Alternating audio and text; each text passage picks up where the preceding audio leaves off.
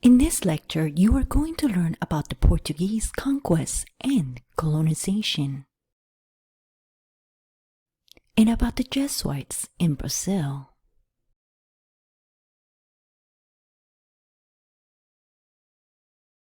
After completing this video lecture, the following historical questions will be answered. How and why did the Portuguese colonize Brazil? And what role did religion play in the colonization of Brazil?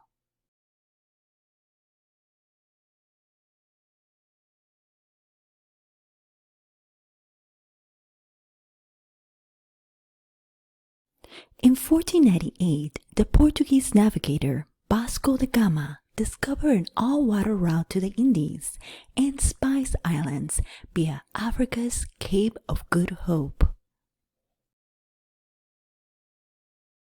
The Portuguese king, hoping to capitalize on this discovery, dispatched an imposing armada to India under Pedro Alvarez Cabral, whose sailing directions had been drawn up by da Gama himself.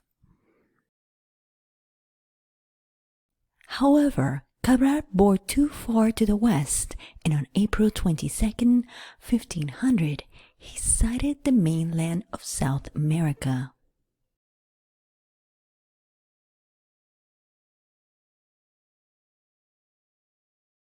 If you recall, the Treaty of Tordesillas between Spain and Portugal had established a line that divided Spanish West and Portuguese East claims in the New World. The region cited by Cabral lay well within the Portuguese zone, and the crown promptly claimed it. Portugal's new possession was initially called Veracruz, or True Cross, but it was soon renamed Brazil because of the great amounts of Brazil wood found there. Initially, Cabral's landing created interest among the Portuguese, and the crown began to sponsor major transatlantic explorations, including that of the Italian navigator Amerigo Vespucci, whose small fleet sailed along the coast of Brazil and for the first time estimated the extent of the land. Vespucci baptized different points on the coast with the names of the saints on whose days they were discovered. However, despite these initial findings, interest in Brazil faded over the next 2 decades. Portugal had found a far more lucrative route to Asia, and Brazil kind of became an afterthought. Unlike the Spanish, the Portuguese initially failed to discover precious metals, so those who would venture to Brazil did so primarily looking for Brazil wood. These Brazilwood trading networks were initially established by creating trade with the local Tupi tribes. When the Portuguese arrived in Brazil, there were approximately 2.4 million natives divided among sedentary and semi-sedentary cultures. Initially, the Portuguese would stay in the coast and traded iron, tools, and other European goods for Brazil wood. These early explorers and traders initially saw their primary mission to solidify trade rather than to impose formal political authority over the indigenous people they encounter.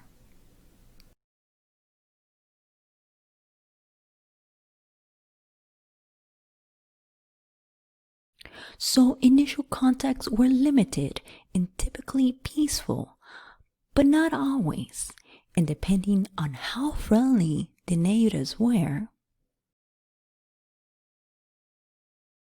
The Portuguese will create assumptions on how civilized they were.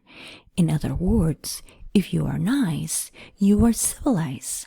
If you are not, you are a savage.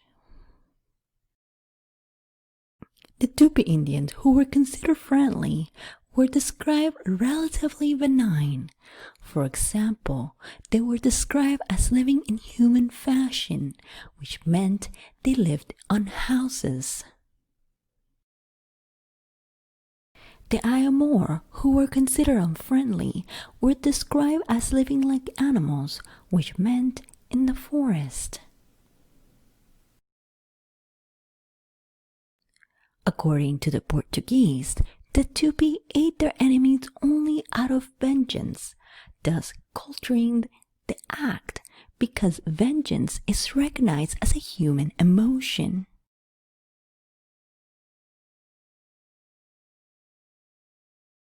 The Ameor ate them simply as food.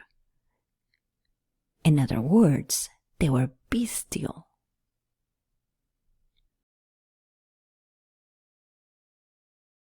These perceptions between good and bad natives will continue for a long time and will certainly have an impact on the way the Portuguese will treat these natives.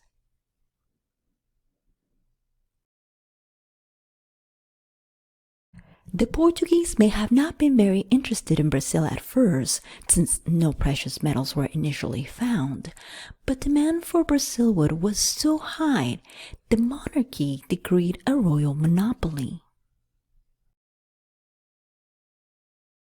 This meant that traders needed a special permission to go to Brazil. The permission was typically granted if they created a fortified boarding post. So although there will not be big settlements between 1450 and 1600, the Portuguese did establish a network of trading posts, militarily fortified and minimally staffed, in order to trade with the local population. The Portuguese fortified trade posts were called feiroutias, meaning factories.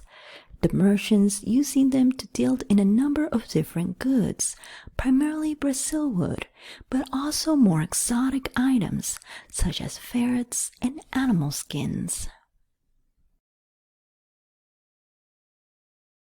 Nevertheless, Brazil became a sort of no man's land over which the Portuguese crown used only a small control over, and European rivals quickly took advantage of that neglect.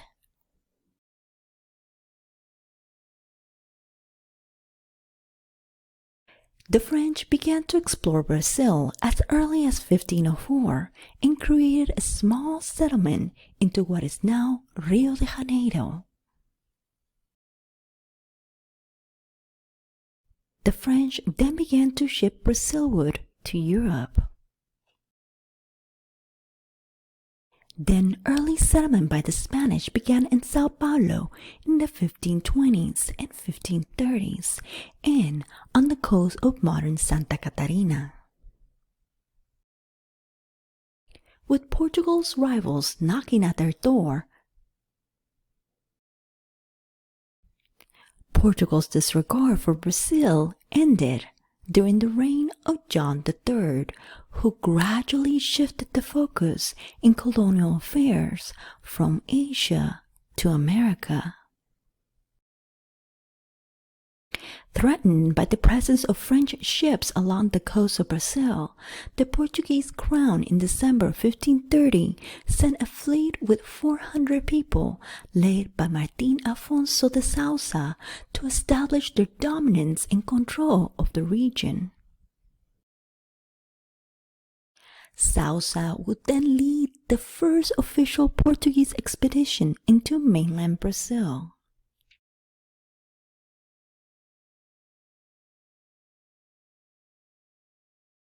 His mission was to place Portuguese markers as far south as the River Plate estuary, but he was shipwrecked there. Nevertheless, the Southwest expedition would lead to further attempts by Portugal to colonize the region in order to exploit the trade of Brazil would discover on the Atlantic coast, as well as to explore rumors of past riches in silver and gold in the interior. The Portuguese crown was now determined to establish permanent colonies.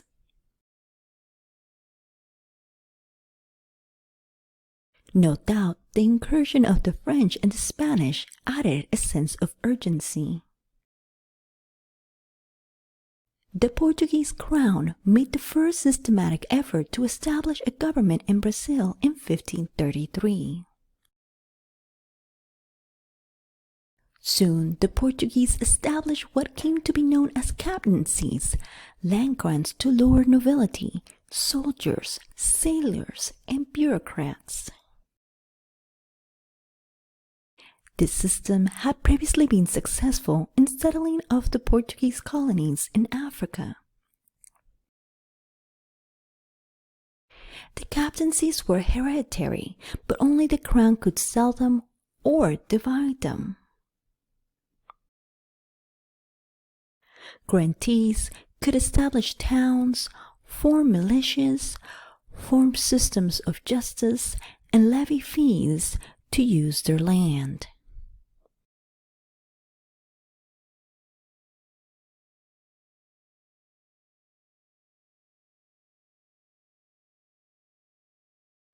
The crown divided the colony into 15 hereditary captaincies, each extending 50 leagues, about 160 miles along the coast, and an infinite distance inland.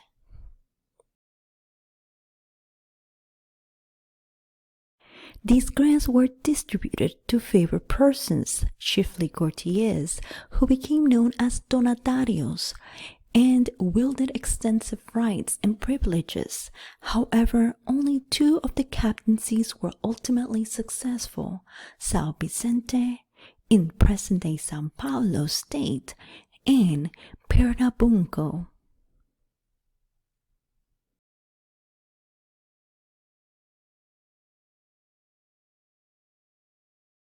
The captaincy of Pernambuco developed in northeastern Brazil. Its center on the town of Olinda. Its donatario, Duarte Coelho Pereira, converted Pernambuco into a great sugar-producing region, offering the first example of a profitable agrarian export from the New World to Europe.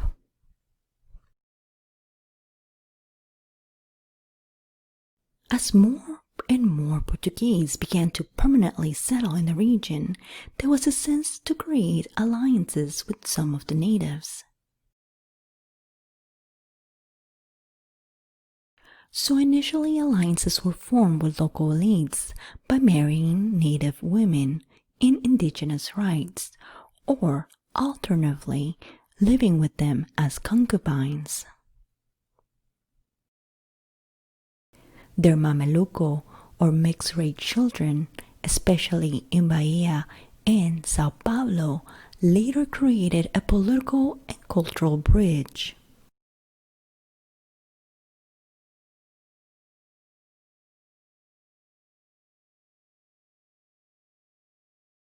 By the 1530s, Brazil's principal crop was sugar. The sugar plantations were the plots of land that the donataries adopted as part of the captaincies. Sugar was grown primarily in the northeast and processed in sites called angagos, literally mill or machine. Sugar soon became the most valuable export from the Americas, at one point even surpassing silver. The introduction of sugar cultivation in Brazil led to the rapid increase of native slaves.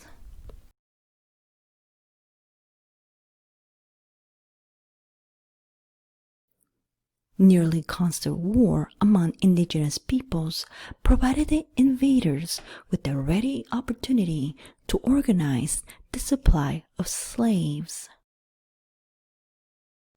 In this primary source, by Hans Staden, you can see the dynamics taking place between the various indigenous groups and the Portuguese.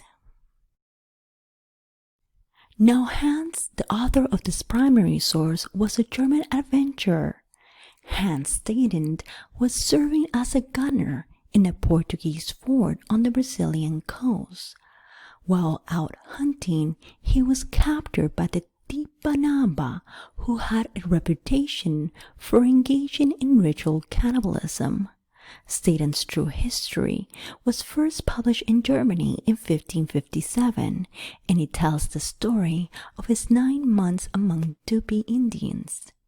It is a dramatic first-person account of his capture, captivity, and eventual escape. Now, there was a young lad from their people who had been a slave among the Portuguese. The savages among whom the Portuguese lived, the Tuping Queens, had traveled to the land of the Tuping Impa to wage war on them, and had captured a whole village and eaten the old people. They had bartered off several of the young people in exchange for goods. Thus this young lad had also been bartered off to the Portuguese, and stayed in the vicinity of Bricioca with his master, a Galician named Antonio Agudin.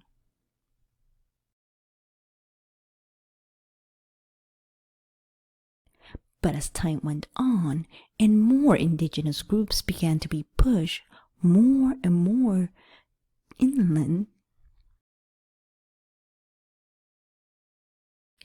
banderates, as they were called, were sent into the interior of the country to learn about their new habitat and to round up and enslave as many native people as possible.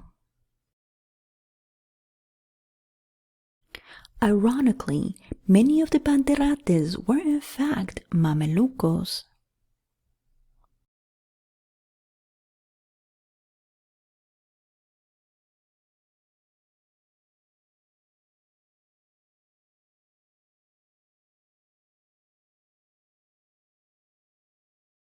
A caption accompanied one print of this image titled "Civilized Indian Soldiers of the Province of Guardiba Bringing the Save" says that the dead-eyed soldiers follow the rivers to find their next victims.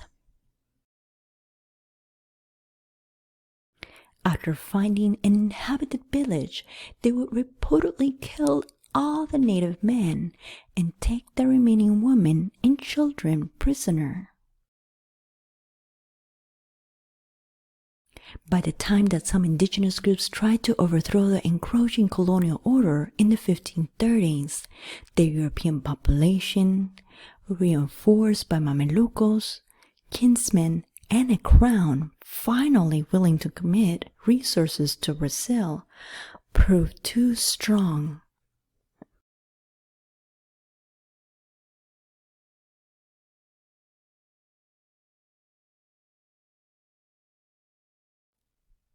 The natives had their victories, but horses, firearms, metal armor, and diseases proved an advantage.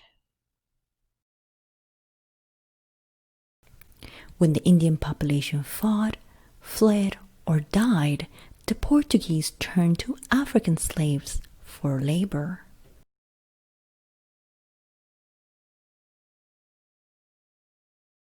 Initially, the slaves came from Portugal and their island colonies, but later they began to come from Africa.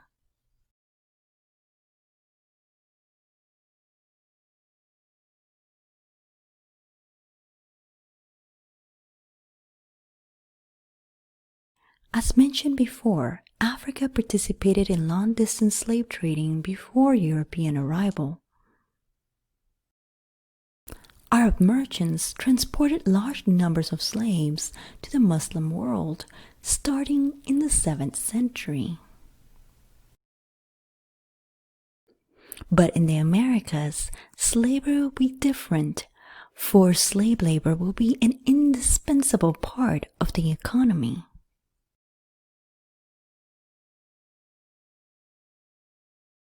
The slave trade subsidized shipbuilding and new insurance schemes, made sugar cultivation profitable, and created an alternative model of empire.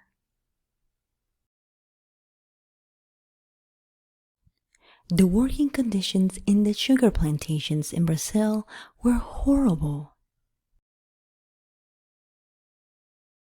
The disproportionate numbers of men working and living in wretched conditions brought high mortality rates and the constant and growing demand for African slaves. Millions of slaves will die in the sugar plantations of Brazil, and slavery will have lasting consequences in the region.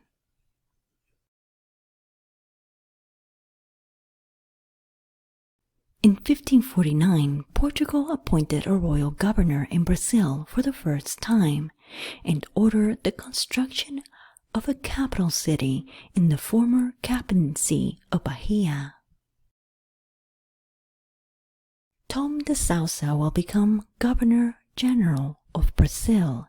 He came with an armada of 6 ships carrying over 300 soldiers, some 600 colonists, and 6 Jesuit priests. The Society of Jesus, also known as the Jesuits, is a religious order of the Catholic Church, headquartered in Rome. It was founded by Ignatius of Loyola with the approval of Pope Paul III in 1540.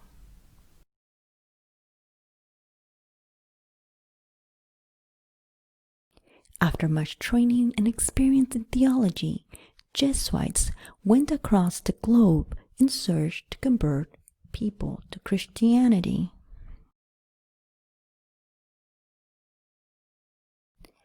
They went literally everywhere, including Asia.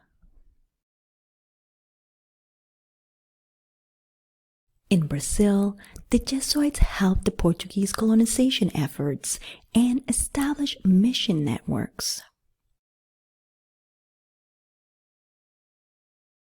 Their strategy to pacify and subjugate the indigenous population included the forced recruitment of indigenous labor and the instruction and conversion of native people in Jesuit-controlled Indian villages called aldeias. In 200 years following their arrival in Brazil, the Jesuits monopolized indigenous labor and organized hugely productive agricultural endeavors, including cattle ranches and sugar and cotton plantations.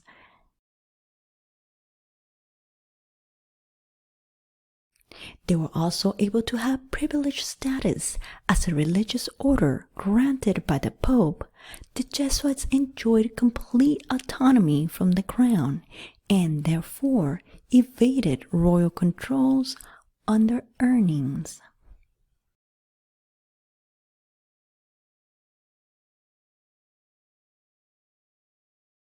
They also play an important role as cultural brokers. As a way of facilitating communication between different native peoples and the Portuguese, the Jesuits established a standard form of Tupi, the principal native language.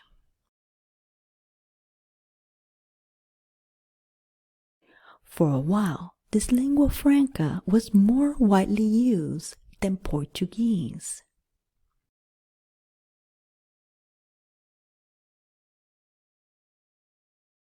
Finally, the Jesuits created missions throughout the interior of the vast territory, thus provided much-needed infrastructure to the Amazon basin.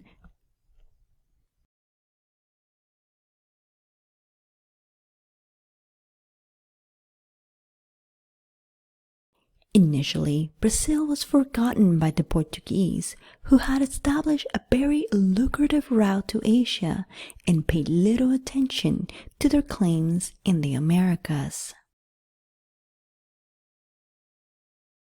However, once their European rivals got too close for comfort, they decided to expand their colonization efforts on the region. Soon, sugar would replace Brazil wood as Brazil's most prized export, giving a rise to indigenous and African slavery.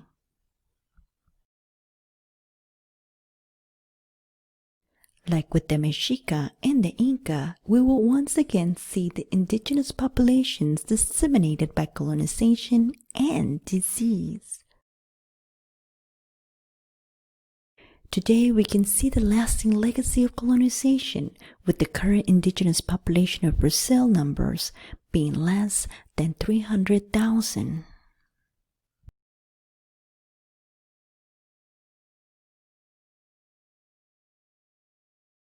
That is all for now. Please stay tuned for the next video lecture.